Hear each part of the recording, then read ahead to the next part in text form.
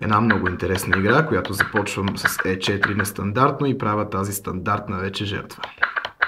От тук се започват едни мъки. По-бързо, защото са цели 90 хода. Има няколко интересни моменти, на които ще се спра. Шах, постоянна атака, царицата отива навътре. Pawn Storm.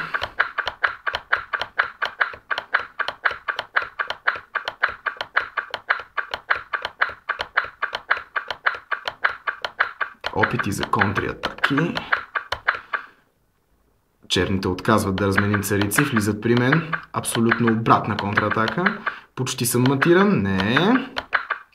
И тук черните избират да загубят царица, защото могат да си го позволят. След тази размяна остават с 2 топа и офицер срещу моята царица. Но тя е маневрена и ще покаже своята сила. Отново нападаме, навлизаме.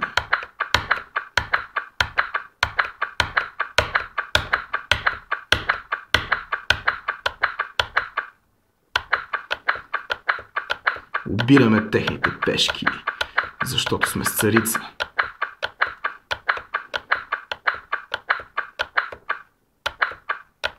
И това вече е втора царица, която бива взета естествено. И оставаме с царица срещу офицер и топ. Маневрираме, маневрираме, маневрираме. И край. Царица и пешка срещу топ и пешка.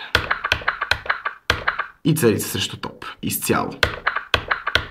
Остава въпрос на време да намерим подходящата вилица.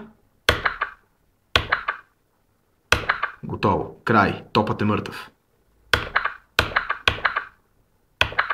Въпрос на няколко хода и екзекуция.